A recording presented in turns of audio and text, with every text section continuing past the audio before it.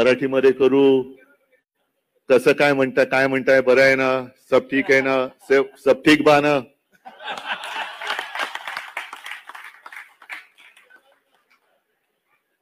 भाषा कोणती असू देत, जैसे अभी अभी संजय जी ने कहा, भाषा कुछ भी होने दो, दिल मिलने चाहिए. और जो भी बात होनी चाहिए वो मन की नहीं, दिल की होनी चाहिए. जब दिल मिल जाते हैं तो सब कुछ रास्ता, आगे का रास्ता है वो आसान हो जाता है. मंजिल तय होनी चाहिए, कहां जाना चाहिए. आवश्यकता नहीं है कि हम एक दूसरे का परिचय करा दे. मैं तो मानता हूं कि अब हिंदी बोलने की मैं कोशिश कर रहा हूं, लेकिन मुझे पक्का भरोसा है मेरी हिंदी से आपकी मराठी ज्यादा अच्छी होगी. कारण पिढ्यानपिढ्या तुम्ही इथे राहत आलेला आहात. अनेक प्रश्न हमारे मन में है, आपके मन में है, खास कर जो शुरुआत हो गई आज सुबह से, उद्धव ठाकरे उत्तर भारतीयांचा मेळावा घेणार. हा मेळावा नाही, ये बैठक है. मेळावा घेणार तो तर त्याला मैदान अपुरं पडेल.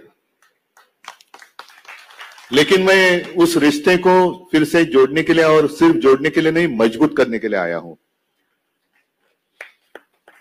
मेरी पहचान क्या है, मैं कौन हूं, मैं किसका पुत्र हूं. हिंदू हृदय सम्राट बालासाहेब ठाकरे जी का मैं पुत्र हूं. हिंदू हृदय सम्राट, हिंदू अगर हम मानते हैं, एक दूसरे को हिंदू मानते हैं, तो उत्तर भारतीय मराठी अलग नहीं होने चाहिए.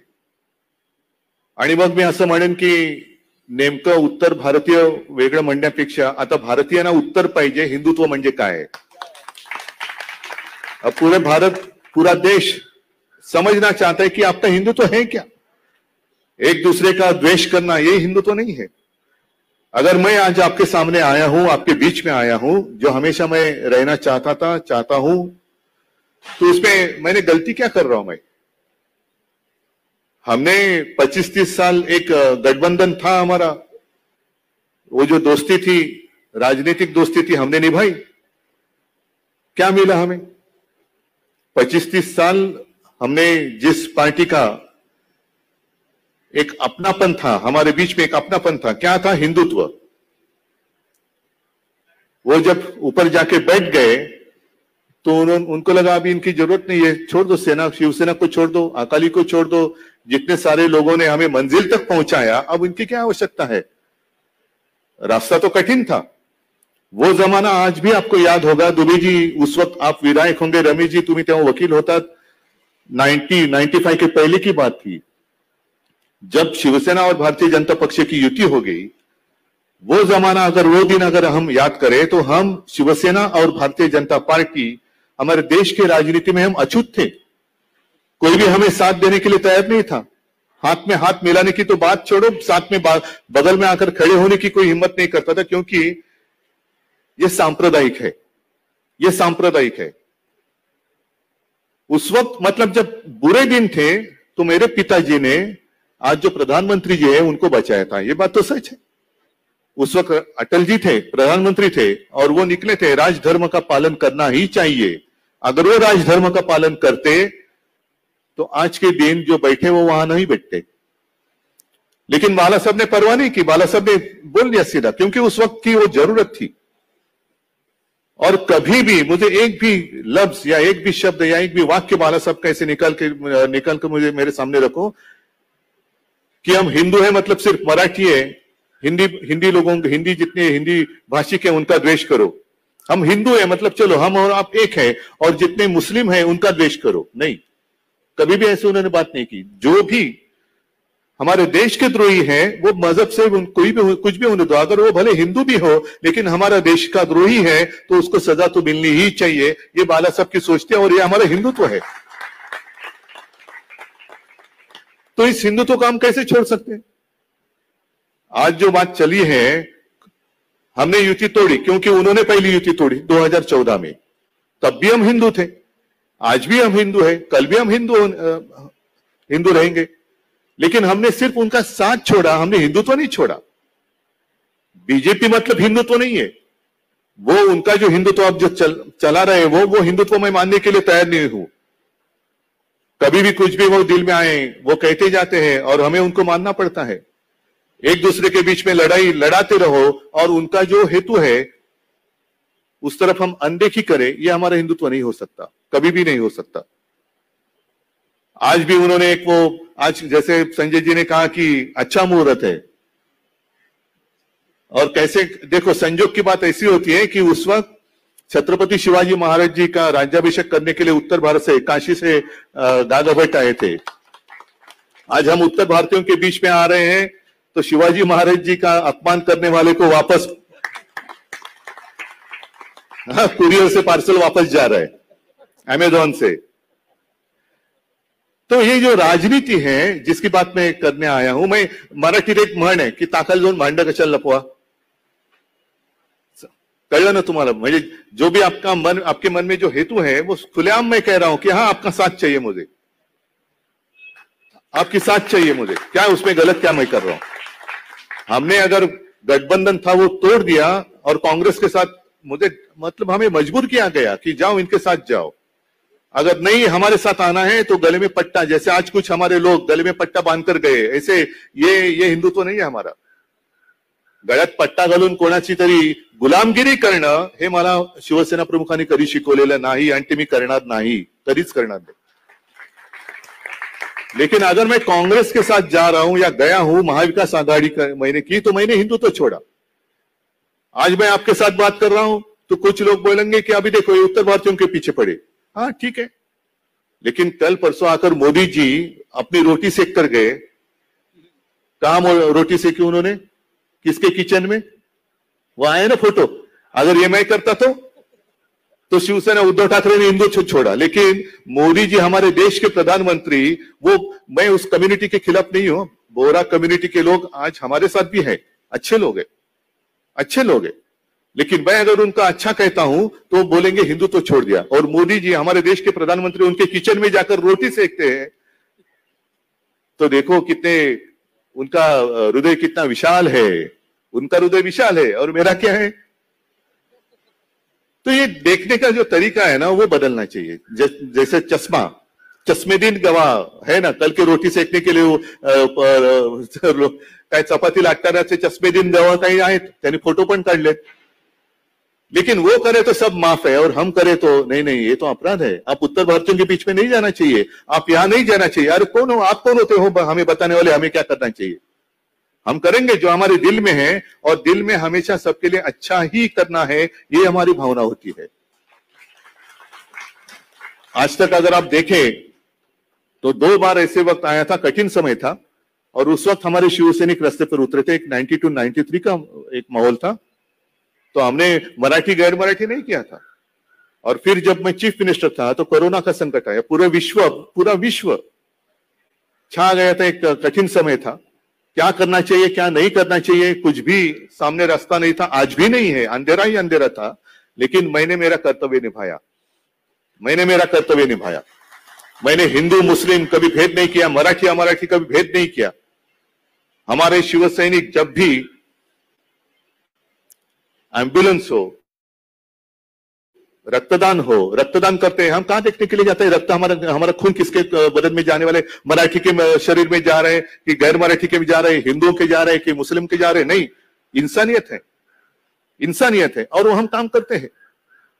आज हम इकट्ठा आए हैं। मेरी एक दुख की भावना में अभी बताऊंगा क्यों। हम 5 साल इकट्ठा रहते हैं।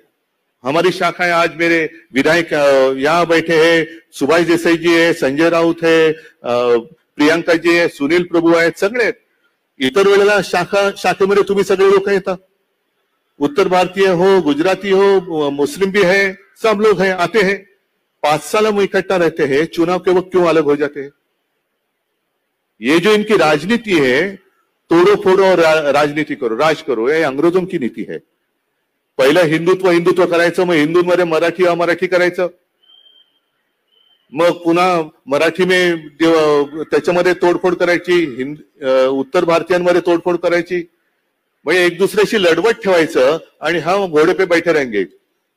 तुम्ही घोड्यांचे लाथा खा, पण हम घोड़े पे बैठेंगे, आप खाओ, उसकी घोड़े की लात जो आहे मारा. पण आता घोड्यावरती बसल्यानंतर जसे उद्या परवाकडे होणार होतं काऊ हग डे, वैसे पता नहीं घोड़े को भी मीठी मारने के लिए करेंगे. ये कौन सा हिंदुत्व, क्या है देश, इस नीति से हम चलाना चाहते हैं? क्या है हमारा सपना, क्या है? मैं कुछ आपकी भावना भड़काने के लिए यहाँ नहीं आया हूं, लेकिन आपकी आंखें खोलने के लिए आया हूं. आंखें खोलकर देखो क्या चल रहा है. यही हमारा सपना था क्या? यही हमारा हिंदुत्व है जो आज चल रहा है? इसमें मुझे डर इस बात का है कि जिस तरीके से, जिस रास्ते से हमें लेके जाना चाहते हैं, अगर हम उस तरीके से जाएंगे, उस दिशा में जाएंगे, तो अपने देश की बदनामी होगी, हमारी प्रतिमा खराब हो जाएगी और हमारा हिंदुत्व का नुकसान इतना होगा कि बाद में हमें मैं हिंदू हूं उस वक्त बोलने के लिए डर था. अगर इनका कारोबार चलते रहेगा तो शर्म आने लगेगी कि मैं हिंदू हूं. उस वक्त तो सब डरते थे और उस वक्त मेरे पिताजी अकेले थे जिन्होंने नारा बुलंद किया था, गर्व से कहो हम हिंदू हैं. तो मेरे पिताजी थे. ये कहा इनमें इतनी हिम्मत कब आई थी? अगर राम मंदिर की भी बात करें तो राम मंदिर का जो विषय था वो ठंडे बस्ते में पड़ा था कि नहीं था? और उस वक्त हमने पहले ऐलान किया था कि चाहिए तो स्पेशल कानून बनाओ, लेकिन राम मंदिर का जो मुद्दा है वो सॉल्व करो. नहीं थी हिम्मत.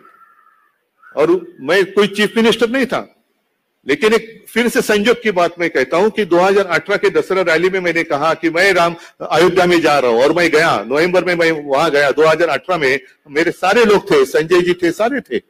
अयोध्या में हम गए और वहां कुठली नदी थी अपनी, शरयू नदी, वहां आरती भी की. और संजोग की बात में यही कहना चाहता था कि नवंबर 2018 में मैं रामलल्ला के दर्शन के लिए वहां गया.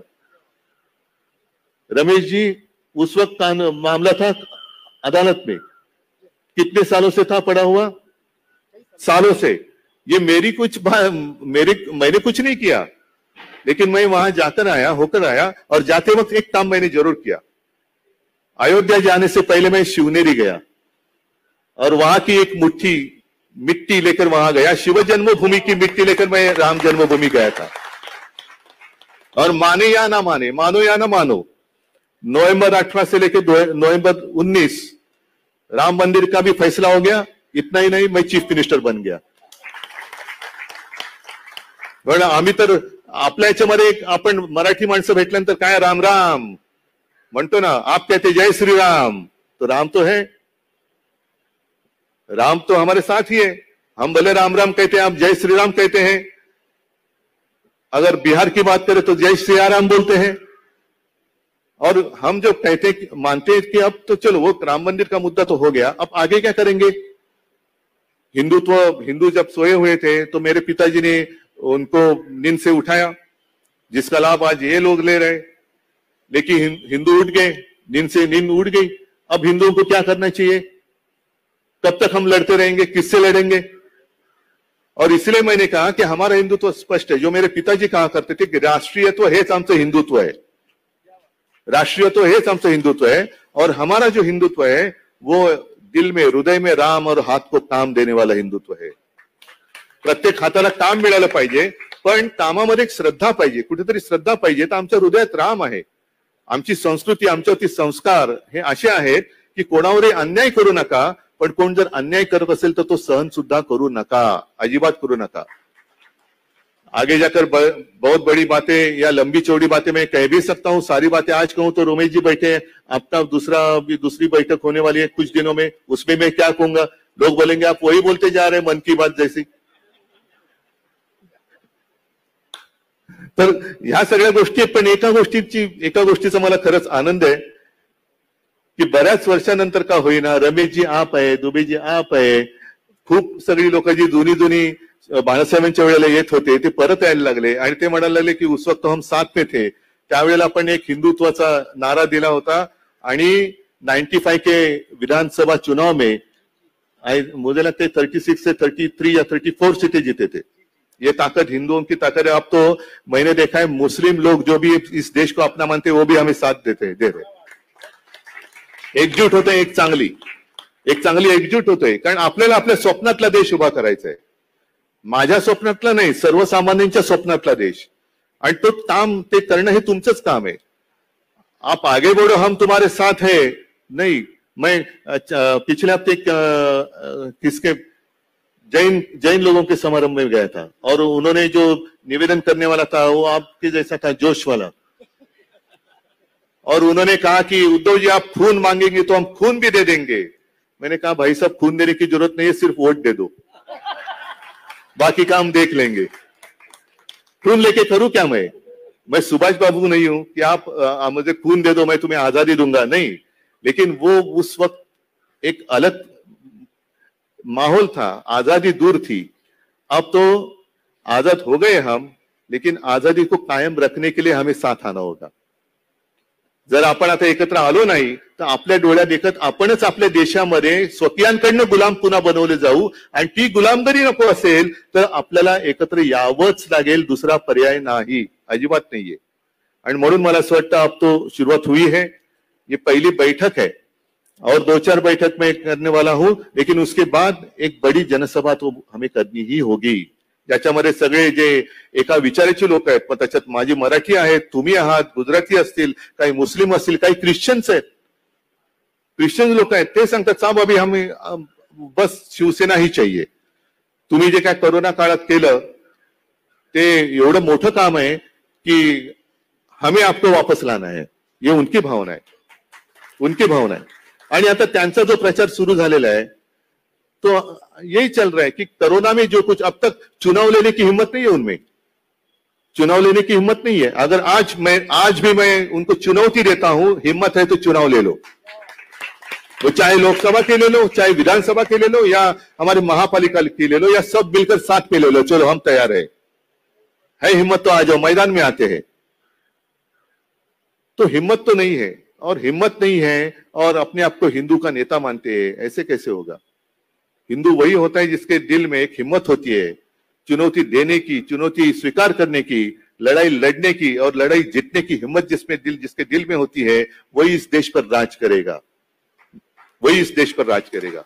और इसलिए मैं ज्यादा लंबी बात नहीं कहना चाहता. हम मिलते रहेंगे, ये अपना शहर है. हम अगर शहर में इकट्ठा रहते हैं, साथ साथ रहते हैं, तो कुछ साल पहले मैंने एक शुरुआत की थी, एक अभियान की, आप भूले होंगे शायद, मी मुंबईकर. उसके बारे में भी बहुत सारी अफवाहें फैलाई गई, गलतफहमियां कर दी गई. और आज भी मुझे मालूम है कि अगर मैं हिंदुओं के साथ बात कर रहा हूं तो बोल देंगे कि मराठी को छोड़कर हिंदी लोगों के साथ गए. नहीं, मराठी तो हमारे अपने हैं ही, आप भी हैं, लेकिन साथ मिलकर हमें देश को बचाना है. हम अगर एक दूसरे के हम अलग अलग ऐसी दीवारें खड़ी कर रहेंगे तो हमारे ऊपर राज करने वाले उसका गलत फायदा ले लेंगे और हम सबको गुलाम बनाएंगे. और हमें जो आजादी मिली है, उस आजादी को कायम रखने के लिए हमें एक साथ रहना ही होगा. और हमारी एकता यही हमारी आजादी का एक संरक्षक कवच है. और इसलिए मैं चाहता हूं कि जो बीच में एक रुकावट आई थी या बीच में कुछ गलतफहमी हुई थी, उसको दूर कर हम आज से हाथ में हाथ मिलाकर आगे बढ़ेंगे. सबको मैं धन्यवाद देता हूं, शुभकामनाएं देता हूं. जय हिंद, जय महाराष्ट्र. कार्यक्रम का समापन इस बात से कर रहा हूं कि उद्धव जी की बात हमारे दिलों को छू गई है.